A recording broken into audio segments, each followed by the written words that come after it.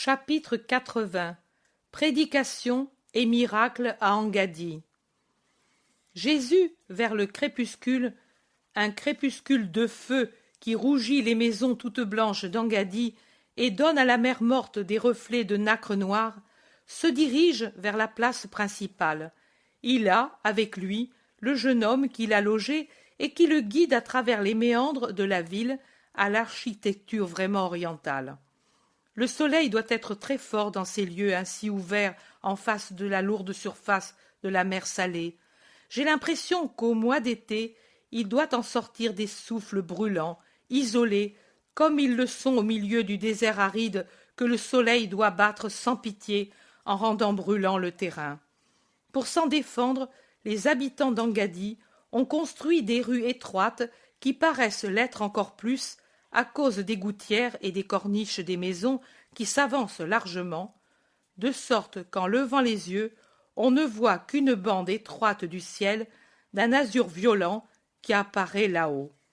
Les maisons sont hautes, presque toutes à 2 étages, surmontées d'une terrasse sur laquelle, malgré la hauteur, grimpent et s'étendent des vignes pour faire de l'ombre et donner le plaisir des grappes qui, une fois mûries sous le soleil souverain, dans la réverbération des murs et du sol de la terrasse, doivent être douces comme le raisin sec de Damas.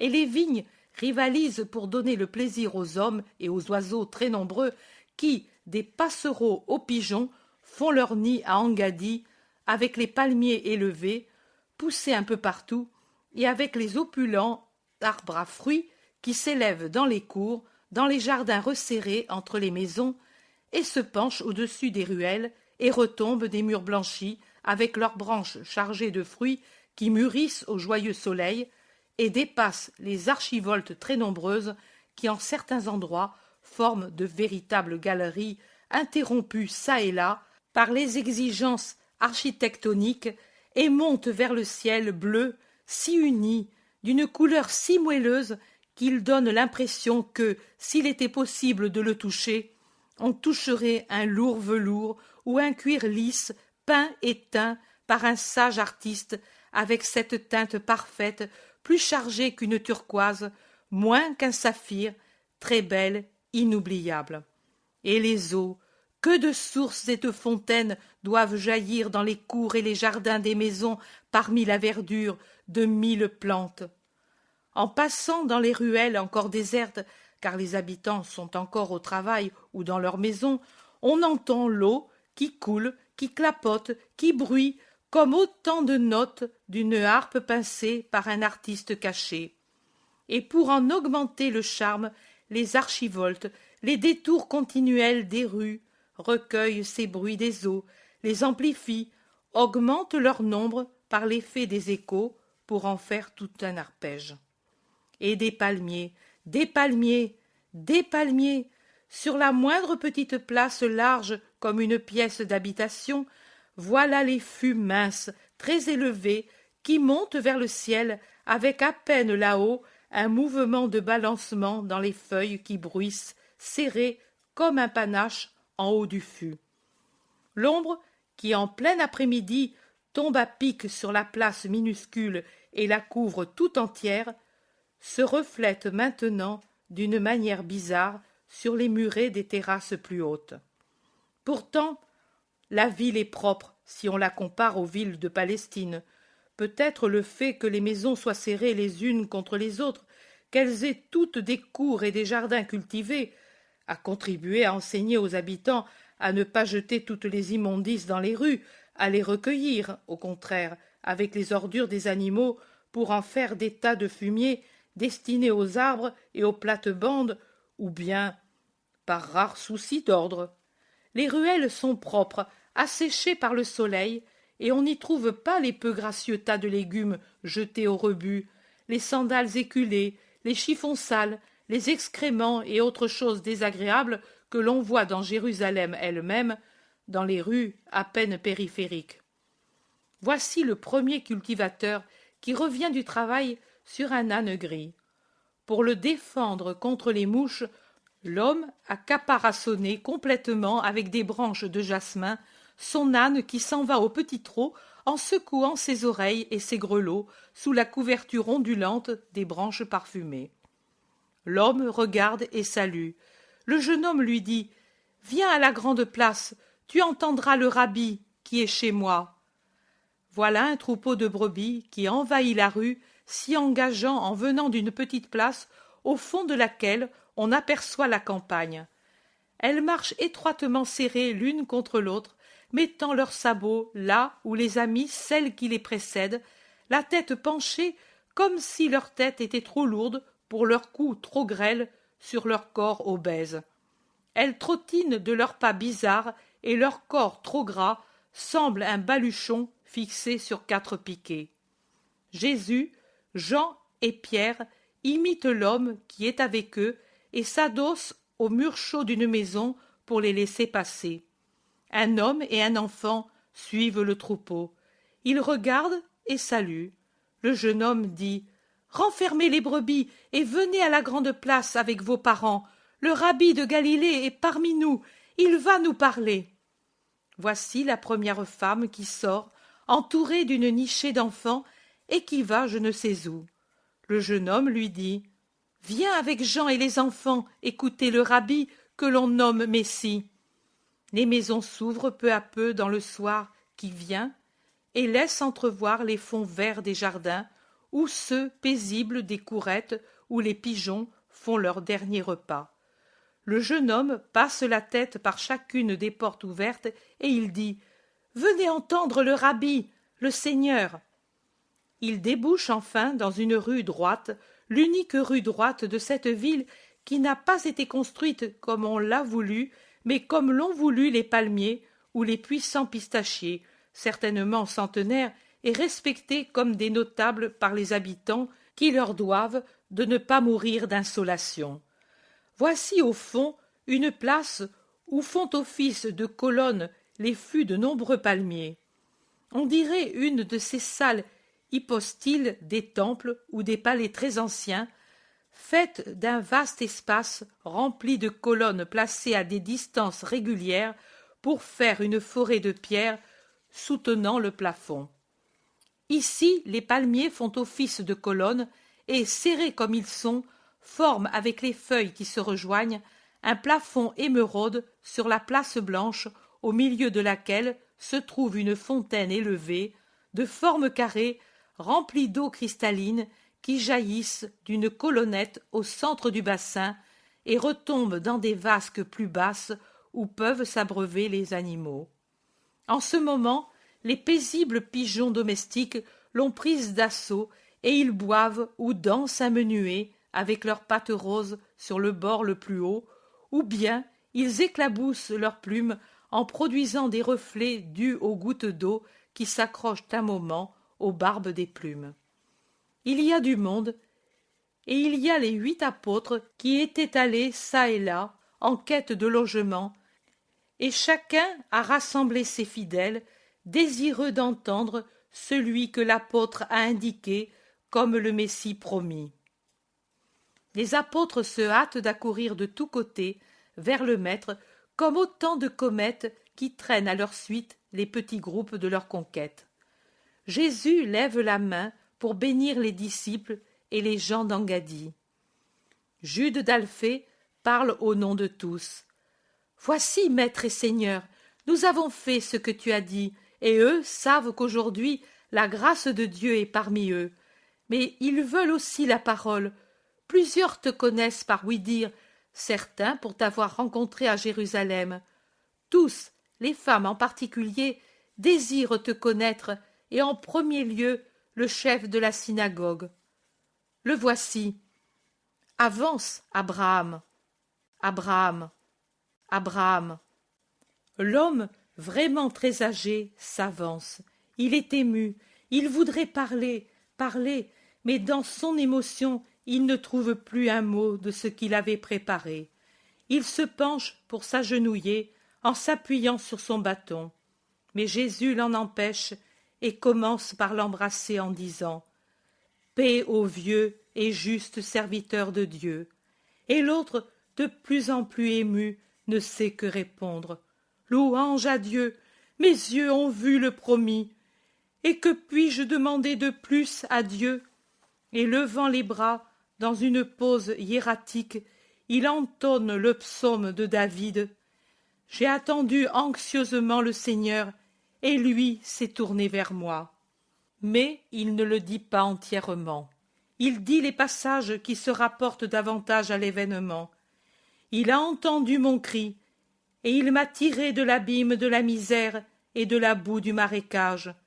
Il a mis sur mes lèvres un cantique nouveau. Bienheureux l'homme qui a mis son espoir dans le Seigneur. Tu as fait beaucoup de choses merveilleuses, ô Seigneur mon Dieu, et il n'est personne qui t'égale dans tes desseins. Je voudrais les énumérer, en parler, mais leur multitude dépasse toute énumération. Tu n'as pas voulu de sacrifice ni d'oblation, mais tu as ouvert mes oreilles. Il est de plus en plus ému. Il est dit que je dois faire ta volonté, ta loi est dans mon cœur. J'ai annoncé ta justice à la grande assemblée. Voici, je n'ai pas gardé mes lèvres closes, tu le sais, ô Seigneur. Je n'ai pas tenu ta justice cachée au-dedans de moi, j'ai proclamé ta vérité et le salut qui vient de toi. Mais toi, ô Seigneur, n'éloigne pas de moi ta compassion. Des malheurs sans nombre sont tombés sur moi, et il pleure vraiment en disant les paroles d'une voix que les larmes rendent encore plus vieille et plus tremblante. Je suis mendiant et besogneux, mais le Seigneur a soin de moi. Tu es mon aide, mon protecteur. Ô mon Dieu, ne tarde pas. Voilà le psaume, mon Seigneur, et j'ajoute de mon côté, dis-moi, viens, et je te dirai ce que dit le psaume. Voilà, je viens. Il se tait et pleure avec toute sa foi dans ses yeux brouillés par les années. Les gens expliquent. Il a perdu sa fille qui lui laisse des petits-enfants. Sa femme est devenue aveugle et idiote à cause des nombreuses souffrances, et l'on ne sait rien de leur unique garçon. Il est disparu ainsi du jour au lendemain.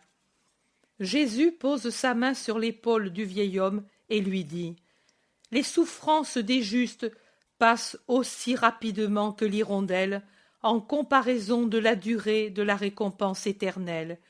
Mais nous allons rendre à ta Saraï ses yeux d'autrefois et l'intelligence de sa jeunesse pour qu'elle réconforte ta vieillesse. » Elle s'appelle Colombe, avertit quelqu'un du peuple.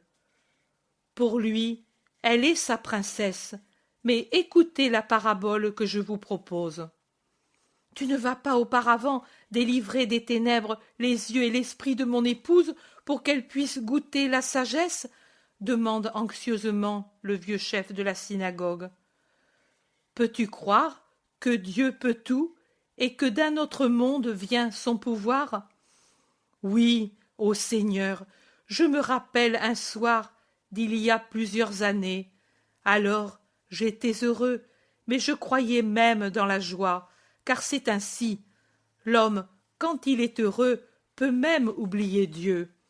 Moi, je croyais en Dieu, même en ce temps joyeux où j'étais jeune et ma femme en bonne santé, et mon Élise grandissait, une jeune fille belle comme un palmier, qui était déjà fiancée, et Élisée l'égalait en beauté, et la surpassait en force comme il convient à un homme. J'étais allé avec l'enfant aux sources qui sont près des vignes, qui sont la dot de Colombe, laissant ma femme et ma fille aux métiers sur lesquels se tissait le trousseau nuptial. Mais peut-être je t'ennuie. Le malheureux songe, en se souvenant, à sa joie passée. Mais cela n'intéresse pas les autres. Parle, parle. J'étais allé avec l'enfant. Les sources. Si tu es venu par la route à l'Occident, tu sais où elles sont. Les sources étaient à la limite du lieu béni, et, en regardant, on voyait au-delà le désert et la route blanche à cause des pierres romaines encore bien visibles, alors dans les sables de Juda. Plus tard, finit aussi ce signe, et ce n'est rien qu'un signe se perde dans les sables. Mais c'est mal que se soit effacé le signe de Dieu, envoyé pour te désigner dans les esprits d'Israël, dans trop d'esprits. Mon garçon me dit, Père, regarde, une grande caravane et des chevaux et des chameaux et des serviteurs et des seigneurs en direction d'Engadi. Ils viennent peut-être aux sources avant la tombée de la nuit. Je levai les yeux des branches que je relevais et qui traînaient après la vendange abondante, et je vis. Les hommes venaient bien aux sources. Ils descendirent et me virent, et ils me demandèrent s'ils pouvaient camper en cet endroit pour une nuit. Engadi a des maisons hospitalières, et elle est toute proche, répondis-je. Non, nous veillons pour être prêts à fuir, car Hérode nous recherche. D'ici, les sentinelles verront toute la route, et il sera facile d'échapper à ceux qui nous recherchent. Quel péché avez-vous commis? Demandai-je étonné, et prêt à leur indiquer les cavernes de nos montagnes, comme c'est pour nous une coutume sacrée à l'égard des persécutés. Et j'ajoutai, vous êtes étrangers, et de lieux différents. Je ne sais pas comment vous avez pu pécher contre Hérode. Nous avons adoré le Messie, qui est né à Bethléem de Juda, et vers lequel nous a guidé l'étoile du Seigneur. Hérode le cherche, et donc il nous cherche pour que nous lui indiquions l'endroit où il se trouve. Et il le cherche pour le tuer. Nous, peut-être, nous trouverons la mort dans les déserts, sur cette route longue et inconnue, mais nous ne dénoncerons pas le Saint descendu du ciel. Le Messie, le rêve de tout véritable Israélite, mon rêve, et il était au monde, et il était à Bethléem de Juda, selon la prédiction. Je demandai, en tenant mon garçon sur mon cœur, des nouvelles en disant « Écoute, Élisée, rappelle-toi, toi, certainement tu le verras. » J'avais 50 ans, et je n'espérais plus le voir, et je n'espérais pas vivre assez pour le voir homme. Élisée ne peut plus l'adorer. Le vieillard pleure de nouveau, mais il se ressaisit et dit « Les 3 sages parlèrent avec une patiente douceur. Ils m'ont décrit ta sainte enfance, et la mère et le père. J'aurais passé la nuit avec eux, mais Élisée s'endormait sur mon sein. Je saluai les 3 sages en leur promettant de me taire pour ne pas leur faire tort par des dénonciations possibles. Mais, à Colombe, dans la chambre nuptiale, je racontai tout, et ce fut le soleil au milieu des malheurs qui nous frappèrent ensuite. Ensuite, j'appris le massacre, et pendant des années, j'ai ignoré si tu étais sauf. Maintenant, je le sais, mais moi seulement, car Élise est morte, Élisée n'est plus, et Colombe ne peut entendre l'heureuse nouvelle. Mais la foi dans le pouvoir de Dieu, déjà vive et devenue parfaite depuis cette soirée lointaine où 3 hommes de races différentes ont témoigné de la puissance de Dieu par leur union d'âme, grâce à l'étoile miraculeuse sur le chemin de Dieu pour adorer son Verbe. Et ta foi sera récompensée, récompensée, récompensée. Maintenant, écoutez. Qu'est-ce que la foi? Elle est parfois pareille à une dure semence de palmier, minuscule, formée d'une brève phrase. Dieu existe, nourrie par une seule affirmation. Je l'ai vu. Ainsi il en a été de la foi d'Abraham, en moi, grâce aux paroles des 3 sages d'Orient. Ainsi il en a été de la foi de notre peuple depuis les plus lointains patriarches, transmise d'une génération à l'autre, depuis Adam à sa postérité, depuis Adam pécheur, mais auquel on a cru quand il a dit « Dieu existe et nous existons parce qu'il nous a créés, et moi, je l'ai connu. » Ainsi il en a été de cette foi, toujours plus parfaite, car toujours plus manifestée, qui est venue par la suite et qui est pour nous un héritage, éclairé de manifestations divines, d'apparitions angéliques, de lumière de l'esprit. Semence toujours minuscule en comparaison de l'infini, semence minuscule, mais en mettant des racines, en fendant la dure écorce de l'animalité avec ses doutes et ses tendances, en triomphant des herbes nuisibles des passions, des péchés, des moisissures, des dégradations, des vers rongeurs des vices, de tout, elle s'élève dans les cœurs, grandit, s'élance vers le soleil, vers le ciel, s'élève, s'élève, jusqu'à se libérer des limites de la chair et se fondre en Dieu, dans sa connaissance parfaite, dans sa possession complète, au-delà de la vie et de la mort, dans la vraie vie. Celui qui possède la foi possède le chemin de la vie. Celui qui sait croire n'erre pas. Il voit, il reconnaît, il sert le Seigneur et il possède le salut éternel. Pour lui, le décalogue est quelque chose de vital, et tout ordre qui vient de lui est une perle dont s'orne sa future couronne. Pour lui est le salut, la promesse du Rédempteur. Il est déjà mort, celui qui croyait avant que je ne vienne sur la terre. Il n'importe. Sa foi le rend égal à ceux qui maintenant s'approchent de moi avec amour et foi. Les justes trépassés seront bientôt dans la joie, car leur foi va avoir sa récompense. Après avoir accompli la volonté de mon Père, j'irai et je dirai, venez, et tous ceux qui sont morts dans la foi monteront avec moi dans le royaume du Seigneur. Imitez dans la foi les palmiers de votre terre qui sont nés d'une petite semence, mais avec une si forte volonté de croître et de pousser si droit, oublieux du sol, mais enamourés du soleil, des astres, du ciel. Ayez foi en moi, sachez croire ce que trop peu croient en Israël, et je vous promets la possession du royaume céleste par le pardon de la faute d'origine et par la juste récompense pour tous ceux qui pratiquent ma doctrine, qui est la très douce perfection du parfait décalogue de Dieu. Je vais rester parmi vous aujourd'hui et demain, jour du sabbat sacré, et je partirai à l'aube du lendemain du sabbat.